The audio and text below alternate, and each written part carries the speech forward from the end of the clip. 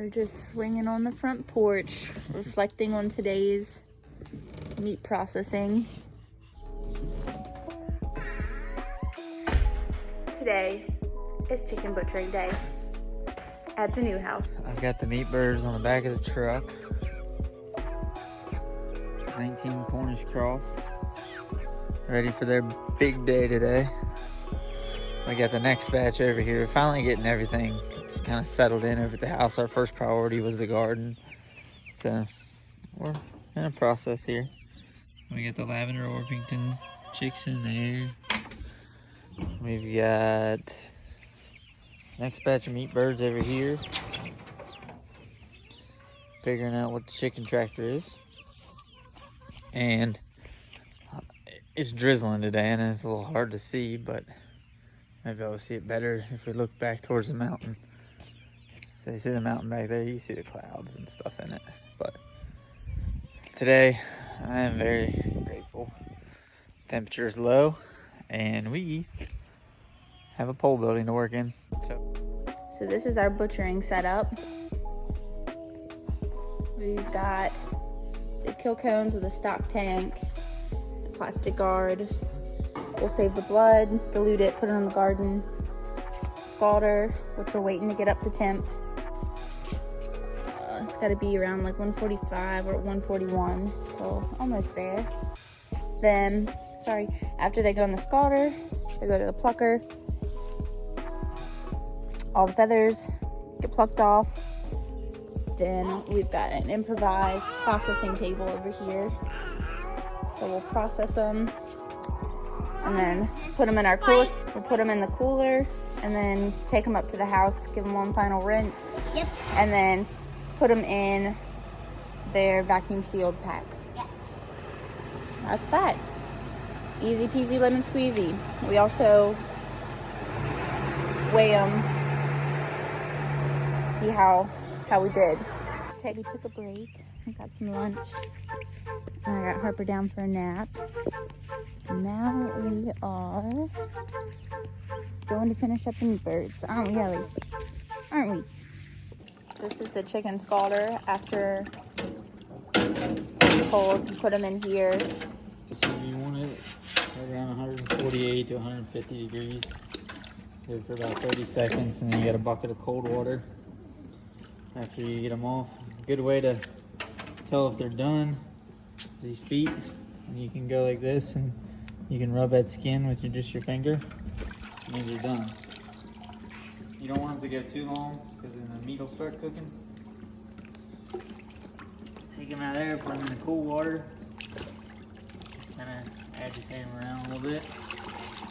Let the water drain off and then we'll put them in the plucker.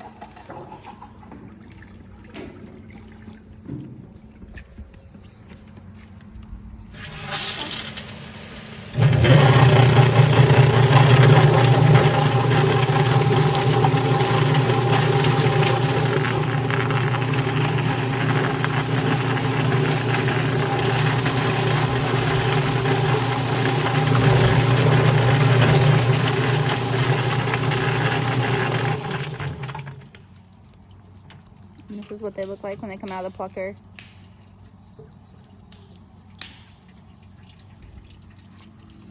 So it gets, I would say, yeah. Weird. Hmm? It feels weird. It feels weird? In my fingers.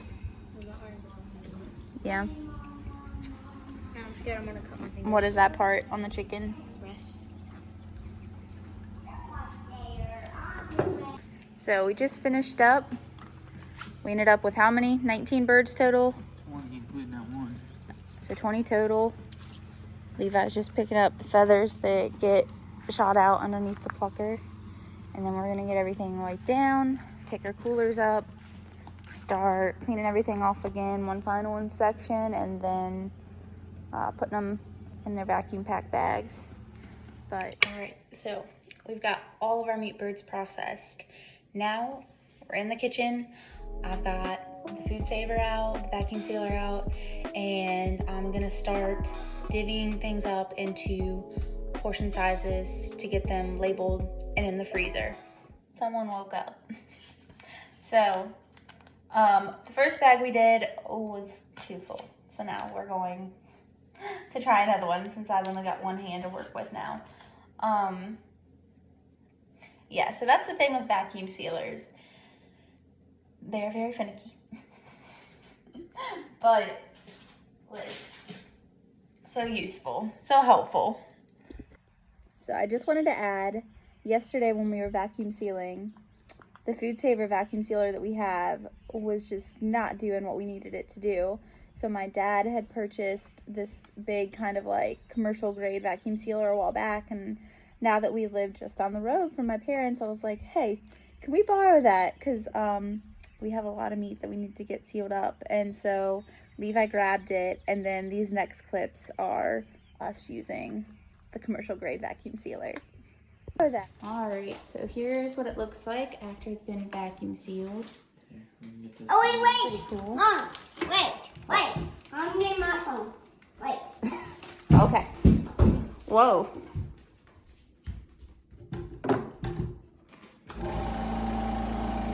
Is that all I was waiting for? Oh, okay. This is what it looks like.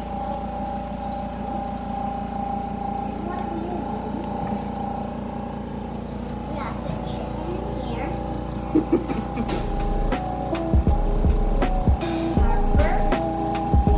How do I say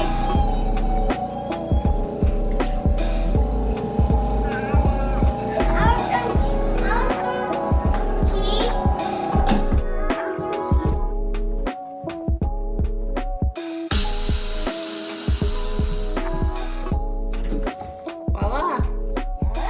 Pretty cool, huh? So today we did 20 total chickens. Yep. At like 100 pounds of meat after being processed. Yep. And it was Mila's first time being like fully involved, and she did pretty good. Yeah, she was a little uneasy about the kill, but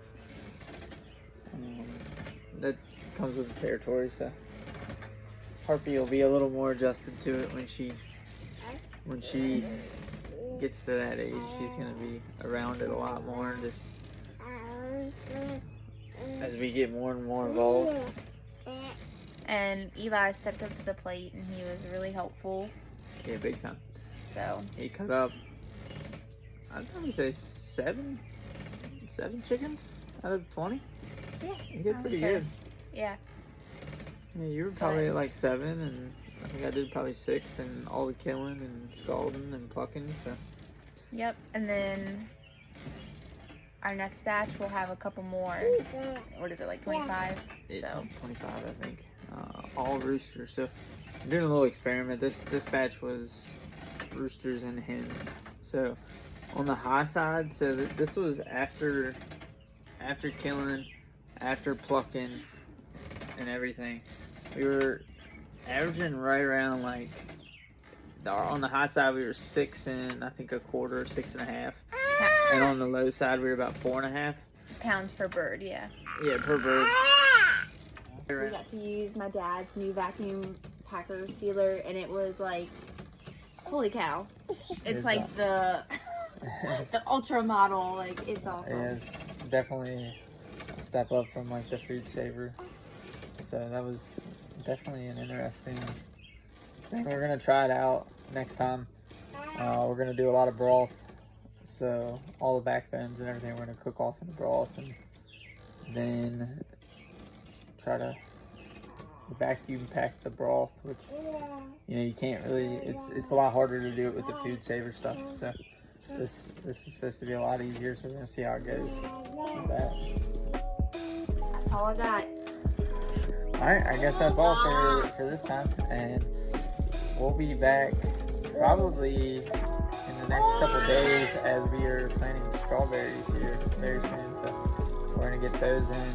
I know it's a little late, but just getting on the new property, it's a little chore. But the next video will definitely be strawberries, so stay tuned.